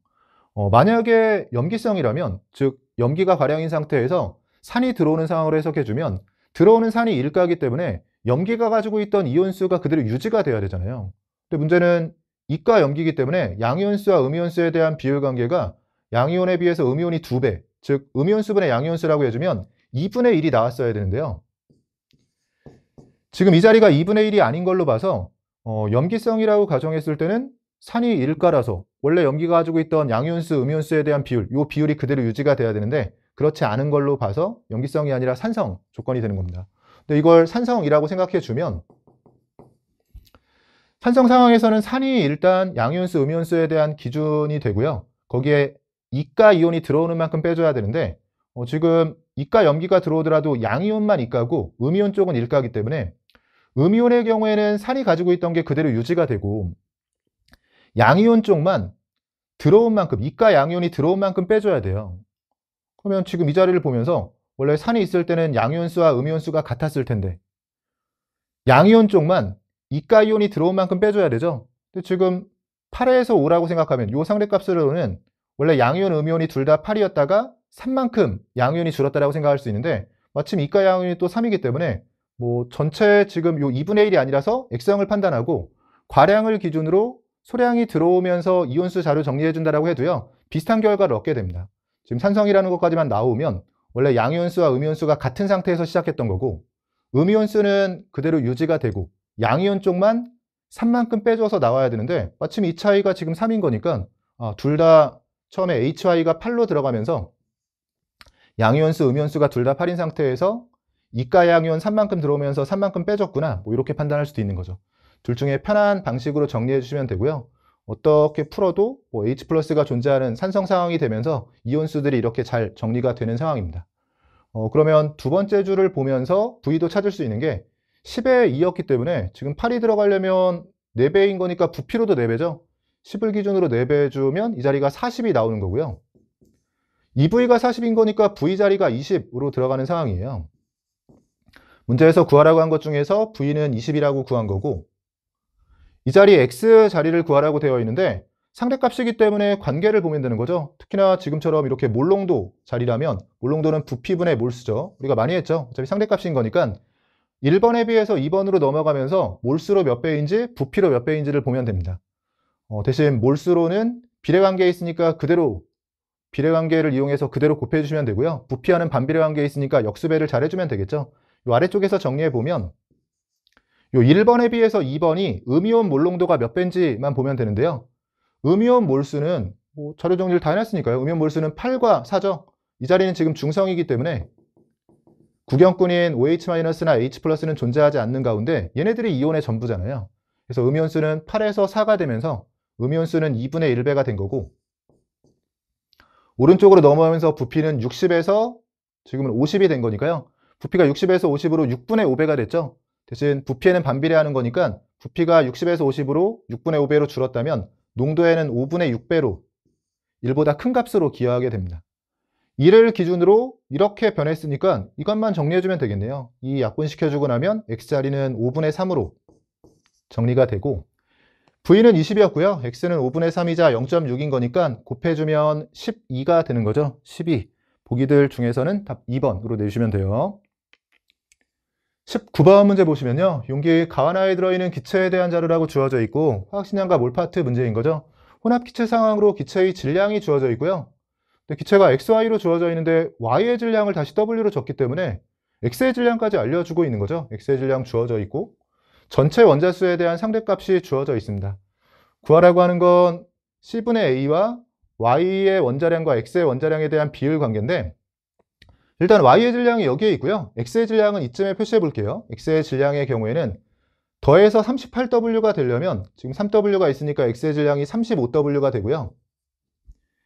여기는 31W가 되려면 3W가 있다면 남은 게 28W가 됩니다. 근데 이 문제는 약간 애매했던 게 뭐냐면, 이렇게 정리한 상태에서 좀 센스가 있는 분들은 이 자료를 보니까 지금 X와 Y, 그러니까 이렇게 둘을 이렇게 묶어주면요. 분자당 원자수에 대한 A와 C의 비율 관계, 그리고 Y와 X에 대한 원자량에 대한 비율 관계를 구하는 거라고 생각하면서 일단 분자당 원자수, 그리고 원자량비를 구해야겠다 이렇게 생각할 수도 있는데, 이건 이제 그날따라 컨디션이 좋으면 어떤 식으로 보였을 수도 있냐면 A와 X의 원자량을 곱하고 C와 Y의 원자량을 곱하는 것처럼 생각하면서요. 그러니까 이렇게 놓고 보면서 비율 관계를 봤다면 A의 X의 원자량, C의 Y의 원자량. 근데 우리가 원자량에 분자 안에 지금 X 원자수가 A개, Y 원자수가 C개인데, 그럼 A와 C는 이 오른쪽 기체에 대해서 분자당 원자수에 각각의 그 원자의 원자량을 곱해주게 되면 이 오른쪽 기체 분자 안에 들어있는 X와 Y의 질량비를 분자와 분모 쪽에서 그냥 구해주면 답이 나오는 상황이긴 했었어요. 그래서 이게 분자끼리, 분모끼리 묶어서 볼 수 있었으면 오른쪽 기체에, 오른쪽 분자예요. X가 A개, Y가 C개만큼 들어있다고 생각해 주면 분자 안에 들어있는 원자의 개수비이자 몰수비죠. 거기에 원자량, 화학식량을 곱해주게 되면 그냥 X와 Y에 대해서 오른쪽 기체에서 질량비를 구해주면 되는 상황이고, 항상 혼합기체 상황에서는 하나의 기체에 대해서 우리가 정리를 하기 위해서는 그냥 자료를 일정하게 해서 소거를 해주면 되는 거죠. 머릿속으로 간단하게 해보면 전체적으로 위쪽을 2배에서 그냥 빼주면 되는 거잖아요. 2배에서 아래쪽으로 빼줬다라고 해주면 왼쪽 기체는 16W로 없어지게 되니까 2배에서 빼주면 45W가 되고요. 이런 자료들은 검산이 되겠죠. 2배에서 빼줬다라고 해주면 6W에서 3W 빼주는 거니까 3W가 되고, 더해서 45W가 되도록 42W라고 해주셔도 되고요. 아니면 2배에서 빼주는 걸로 검산해 주셔도 되죠. 70W에서 28W 빼주면 42W가 됩니다. 근데 문제는 여기에서 이게 전체적으로 가쪽 자료를 2배에서 빼줬기 때문에 왼쪽 기체는 없는 가운데 오른쪽 기체만 들어있잖아요. 근데 오른쪽 기체에서 X와 Y의 질량비가 42W와 3W로 14대 1이라고 알게 된 건데, 지금 이 자료가 앞에서 계속 얘기했지만 A 곱하기 X의 원자량, C 곱하기 Y의 원자량이 오른쪽 기체 기준으로 X의 질량과 Y의 질량에 대한 비율 관계고, 지금 14대 1이라는 걸 찾았으니까 이 자료를 14대 1이라고 같이 생각하면서 그냥 여기서 답이 나오는 상황이었어요. 그래서 이런 부분들은 좀 이렇게 구해지게 문제 설계를 게 아니기 때문에 좀 검토가 덜 된 상황인 것 같긴 합니다. 이걸 좀 바꿔서 물어봤어야 되는데, 이렇게 물어보면 그냥 뭐 그날따라 컨디션이 좋다 하면 위쪽 자료를 보면서 자료 정리를 하고 있는 과정에서 뭔가 답이 나오는 느낌이셨을 것 같고요. 억지로 조금 더 풀어볼게요. 일단 답을 이렇게 내라고 출제하신 것 같진 않으니까. 그래서 좀 더 풀어보면 우리가 이렇게 정리가 된 상황에서 일단 A와 C에 대해서도 비율관계를 물었고 XY 원자량에 대해서도 비율관계를 물었으니까 우리가 자주 하는 건 이렇게 비율관계를 물었을 때는 미지수 여러 개를 계속 데리고 다니는 게 아니라 하나를 기준으로 삼아서 정리하게 되잖아요. 그래서 분자당 원자수에 대해서도 그냥 A 자리를 제가 1로 두고 B와 C를 A가 1일 때 B와 C가 몇인지를 찾아가면서 A, B, C 비율관계를 찾아보도록 할게요. 그러면 이 자리를 이렇게 적으면서 눈치를 채셨을 텐데 분자당 X 원자수가 하나로 동일하기 때문에 이런 상황 우리가 많이 봤었죠. 분자의 종류가 다르긴 하지만 분자당 X 원자수는 다 하나씩인 거니까 X 원자수의 비율이 그대로 전체 분자수의 비율이 됩니다. 물론 반대도 마찬가지죠. 전체 분자수가 몇 대 몇이라는 게 먼저 정해지면 둘이 어떻게 나눠 가졌던지 간에 전체 분자수가 주어지면 각각의 분자당 X 원자는 하나씩인 거니까 전체 분자수와 X 원자수가 그대로 같아지는 상황인 거잖아요. 그걸 이용해서 어차피 원자수에 대한 상대값도 있으니까요. 자료 정리를 좀 해보면 지금 Y에 대해서는 이 가와 나 자료에 대해서 질량이 같은 거니까 Y 원자수가 같은 거고 X에 대해서는 질량비가 이렇게 5대 4로 주어지게 되면 X 원자수도 5대 4의 비율을 갖게 되고요. 상대값으로 그냥 X 원자수를 5 그리고 4라고 해볼게요. 그리고 Y 원자수는 지금 여기가 몇인지는 모르겠지만 둘이 같은 거죠. 그럼 이런 상대값들을 정리할 때 우리가 정말로 많이 했었죠. 지금 Y쪽에서는 원자수의 차이를 벌리지 못하니까 이 전체 원자수의 차이는 X에서 차이를 벌리게 되는데 X가 지금 1 차이 나죠? 그럼 Y 원자수는 어차피 같은 거니까 전체 원자수도 1 차이 나야 됩니다. 이 자료도 또 편한 게 이게 1 차이가 아니었으면 요 둘의 차이를 맞춰주려고 노력을 했을 텐데요. 지금은 여기도 1 차이, 여기도 1 차이이기 때문에 요 11과 10을 우리가 앞쪽에서 쓰고 있던 이 원자 스케일에 맞춰서 그대로 쓸 수 있는 상황이고요. 그럼 전체 원자수가 11이 되려면 5였으니까 이 자리가 6이 되는 거고 자연스럽게 자료 정리하면서 검산이 되는 게 이 자리가 6이면 같은 Y의 질량인 거니까 이 자리도 6인데 더해서 10이 되는 게 이렇게 검산이 되는 거죠. 그러면 이게 또 그냥 바로 여기서 또 답이 나와버리는 게 그러니까 이거가 좀 계속해서 좀 어색한 게요. B를 물었어야 되는데 A와 C를 묻는 바람에 이렇게 정리된 상태에서 마찬가지로 한쪽 기체만 보기 위해서 특히 AC가 있는 오른쪽 기체로 정리하기 위해서 왼쪽 기체를 가쪽을 2배에서 빼주면서 소거해주게 되면 이렇게 자료 정리가 되잖아요. 근데 그러면 X가 지금 5의 35W인 거니까 42W라면 그러니까 1당 지금 7W죠. 42W는 원자수로 6이고요. 여기는 같은 3W인 거니까 이 자리가 원자수로 6이잖아요. 근데 지금 요 세 번째 자료는 왼쪽 기체 없이 오른쪽 분자에 대해서만 자료가 주어진 건데 오른쪽 분자에 대해서 X 원자수하고 Y 원자수가 1대 1이죠. 지금 파란색으로 쓰고 있는 게 원자수 스케일이라고 했을 때 X와 Y 원자수가 같은 거니까 A가 1일 때 C가 1로 나오게 되면서 이 왼쪽을 A와 C가 같다라고 해서 1로 구하고요. 그 상태에서 원자수는 같은데 질량이 42W와 3W인 거니까 XY 원자량 비율도 나온 거죠. 같은 몰수에 대해서는 질량비가 원자량 비인 거니까 이 오른쪽을 따로 구한다라고 했을 때 같은 몰수에 대해서 Y에 비해서 X쪽의 질량이 14배죠. 같은 몰수의 질량이 14배라면 원자량도 14배라고 해서 이 자리가 14로 나오면서 뭐 이렇게 곱해도 또 14가 나오긴 합니다. 그래서 앞에보다는 조금 더 계산을 해서 구하긴 했지만 그러니까 A와 C에 대해서 1대 1이라는 걸 구하긴 했지만 뭐 결과적으로는 비슷한 방식으로 구한 거고요. 그래서 이렇게 답이 나와버리고 지금은 제가 억지로 그러니까 이렇게 묻지 않고요. 뭐 C나 A 둘 중에 하나를 B로 바꿨어야지만 출제 의도대로 뭔가 계산이 좀 더 진행될 것 같은데 여기서 B값을 구하는 것까지 해볼게요. 답은 계속 중간중간에 계속 나오는 상황이지만 좀 더 풀어볼게요. 모른 척 하고요. 그럼 B를 구하기 위해서는 이제 왼쪽 기체에 대해서도 정리를 해야 되니까 자료 정리를 좀 더 해 나가야겠죠. 근데 이때 앞에서 했지만 X에 대해서 원자수를 이렇게 구하고 나면 이게 X 원자수이자 분자수에 대해서 자료 정리를 해준 상황이에요. 그리고 분자수가 지금 그러면 똑같이 5, 4, 6으로 나오는 거고요. 따로 쓰진 않을게요. 그럼 집중해 보세요. 지금 분자랑 X원자수가 다 하나씩이기 때문에 X원자수가 그대로 전체 분자수를 구한 게 되는 거고, 그럼 요 스케일을 그대로 쓰면서 45W에 해당하는 게 분자수로 6이라는 거죠. 45W가 분자수로 6이다. 오른쪽 기체에 대해서요. 그러면 이 자리 6으로 써주면 15W에 해당하는 분자수는, 색깔이 헷갈리니까 똑같은 색으로 써볼까요? 15W는 2가 되는 거고 30W에 해당하는 분자수는 4가 됩니다. 이런 자료들은 자료 정리하면서 검산이 되는 거죠. 다시 제가 쓰지 않았어요. 요게 그대로 분자수라고 했을 때 분자수 5를 맞춰주려면 이 자리는 1이어야 되고요.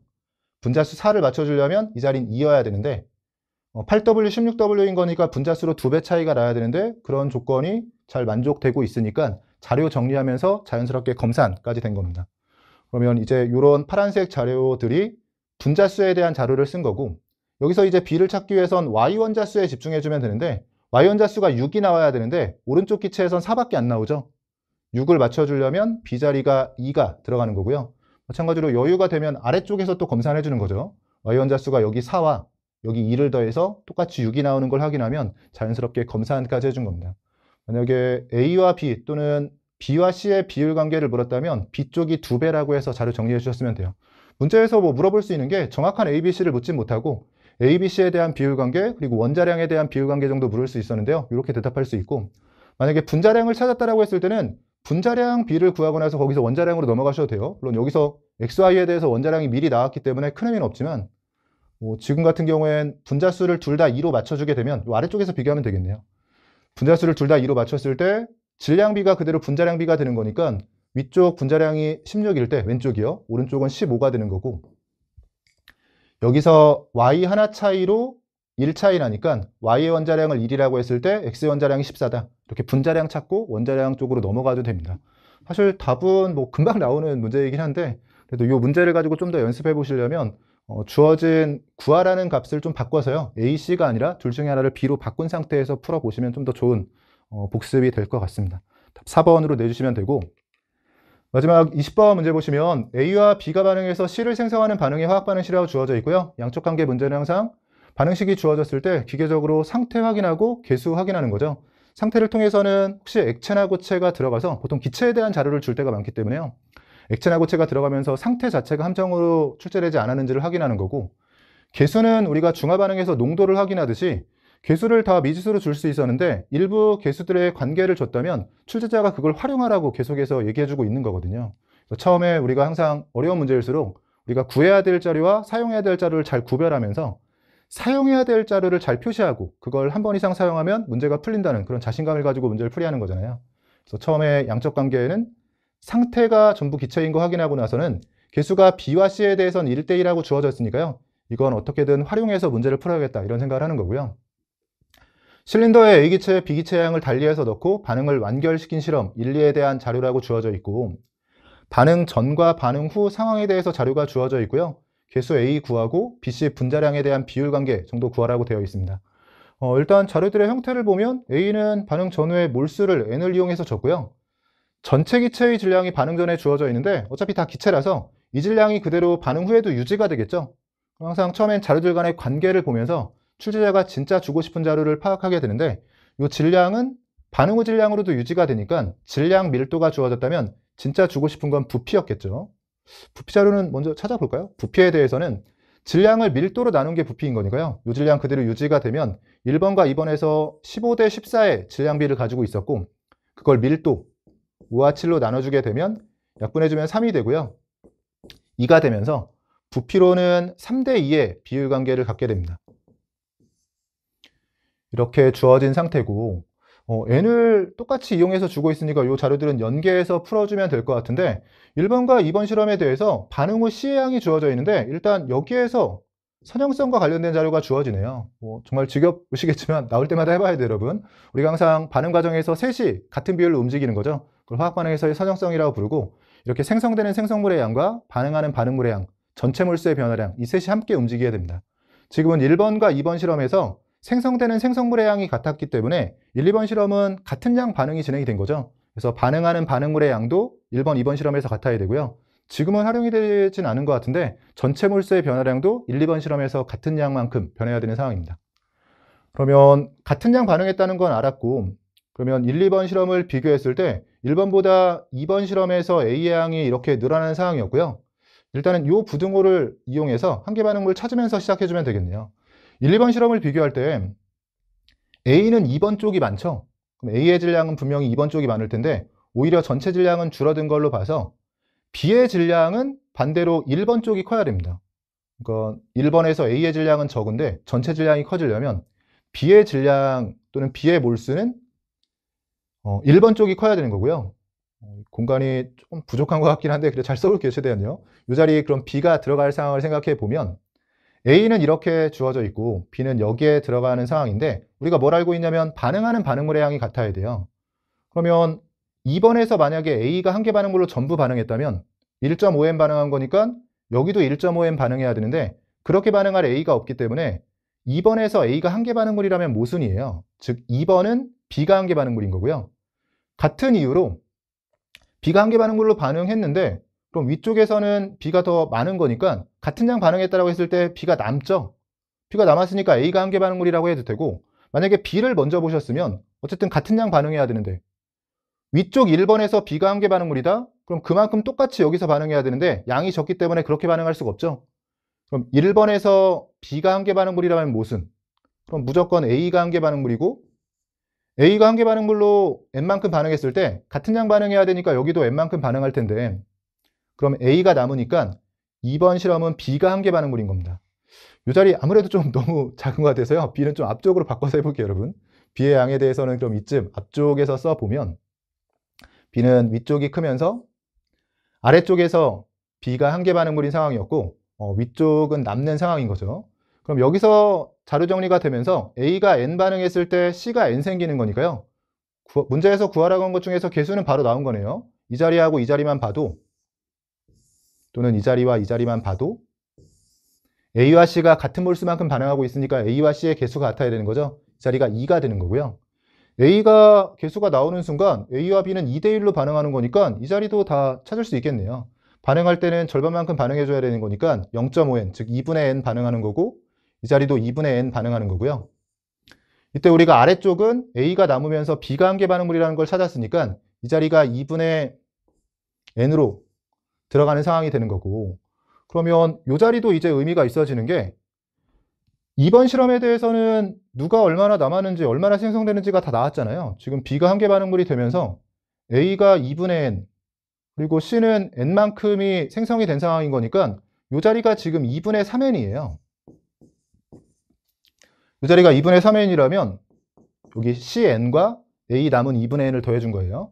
2대3 비율 관계를 가지고 있으니까 2분의 3배 해주면 계산이 조금 귀찮은 계산이 되네요. 여기는 4분의 9n이 됩니다. 4분의 9n이 되기 위해선 C가 n만큼 있으니까 남아있는 반응물이 4분의 5n을 만족하고 있어야 되고요. 4분의 5n이 남으려면 지금 4분의 2n 반응했다라고 해주면 앞쪽에 4분의 7n이 있어야겠네요. 4분의 7n만큼이 들어가야지만 여기서 4분의 2n 빼주면서 4분의 5n 남고 그 n을 더해서 4분의 9n으로 맞춰줄 수 있는 상황입니다. 그러면 반응 전 A와 B에 대해서 몰수 B가 다 나왔고 반응 전 몰수 B 다 나왔고 질량비 주어져 있으니까 잘 연립하듯이 즉 물론 실제 연립하는 건 아니고 한쪽을 소거하겠지만 몰수 B에 대한 자료가 반응 전에 A, B에 대해서 비율관계 다 주어져 있고 질량비도 주어져 있으니까 A, B 분자량 B가 나올 테고요. 개수가 명확한 상황이라면 분자량의 빈칸 하나 정도는 질량 보존으로 바로 찾을 수 있는 거죠. 자료 정리가 될 것 같습니다. 일단 A가 2인 상태에서 BC 분자량을 구하기 위해서요. 여기 여러분 너무 복잡하니까 제가 비율 관계만 가져와서 이쪽에 따로 한번 정리해 볼게요. 반응 전 A와 B 상황에 대해서 요 자리 지금 정리하려고 하는 거예요. 반응 전 상황을 놓고 봤을 때 이렇게 B가 있었고 여기 A가 있고요. 여기 A가 있고 여기 B가 있는데 질량이 이렇게 주어진 상황이거든요. 요걸 가져와 보면 비율 관계만 가져올게요. n에 4 대입하면서 가져오면 A가 4일 때 B가 7로 주어진 거고 n에 4 대입하면서 정리해주면 A가 6일 때 B가 2만큼 있었던 거고 이때의 질량이 15W, 이 자리는 14W로 주어진 겁니다. 어차피 분자량도 비율 관계가 필요한 거니까 제가 n을 그냥 4 대입하면서 간단한 비율관계를 찾아왔고요. 항상 이 상태에서 연립하기보다는 그냥 소거해 주는 거죠. 위쪽을 1.5배에서 빼주면서 A를 소거해 볼게요. 1.5배에서 빼주면 8.5, A 없이 B만 8.5가 있는 상황이고요. 요거 1.5배에서 빼주게 되면 22.5에서 14W를 빼주는 거니까 여기가 8.5W가 나오네요. 8.5에 해당하는 게 8.5W인 거니까 편하게 계산이 되죠. 그냥 1에 해당하는 게 W란 얘기니까요. 이 자리가 7W란 얘기고, 자연스럽게 검산이 되는 게 이게 7W면 이건 2W란 얘기인데요. 15W 맞춰주려면 이 자리가 8W로 들어가야 되고, 4와 6인 거니까 1.5배 해주면 이 자리가 12W가 되는데, 둘을 더해서 14W가 되는 게 자연스럽게 자료 정리하면서 검산까지 해준 거죠. 우리는 A와 B의 분자량비가 필요한데 같은 몰수 2로 맞춰졌을 때 4W, 2W인 거니까 A 쪽이 분자량이 2배가 됩니다. A의 분자량이 2라고 했을 때 B의 분자량이 1이란 얘기고요. 개수가 명확하기 때문에 분자량 빈칸 하나 정도는 질량 보존으로 찾는 거죠. 반응물 쪽에서 전체 질량 5라고 했을 때 생성물도 5가 되려면 C의 분자량 2.5 기준으로 들어가게 되고, 문제에서 묻고 있는 B의 분자량분의 C의 분자량은 2대5 비율 관계가 되면서 이 약분해 주시면 5로 정리가 됩니다. 답 4번으로 내주시면 되죠. 20번 문제가 요 n이 들어간 상태에서 좀 자료 정리하려다 보니까 요 안에서 정리하려면 좀 공간도 부족하고 조금 계산이 귀찮은 문제였던 것 같아요. 4페이지 뭐 나머지는 그냥 좀 편하게 풀리는 문제였는데 요 20번이 조금 시간 걸리셨을 수도 있을 것 같고, 19번도 처음에 접근을 잘하면 정말로 편하게 풀리고, 뭐 혹시 그냥 끝까지 풀어서 A, B, C 비율관계를 찾았더라도 상대값으로 잘 정리를 하셨으면 좀 편하게 풀이할 수 있는 건데요. 이걸 제가 매번 강조하지만 너무 미지수를 남발하면서 주어진 미지수를 적극적으로 하나하나 활용해 가면서 방정식 형태로 좀 복잡하게 풀이하셨다면 19번도 좀 시간이 걸릴 만한 문제이긴 했었습니다. 그래도 전체적으로 보면 3월 학평에 비해서는 5월 학평이 좀 난이도가 낮아지면서 좀 더 수월하게 풀리셨을 것 같아요. 여기까지 해서 2025학년도 5월 학력평가 화학원 해설 강의를 마치도록 하겠습니다. 수고하셨습니다.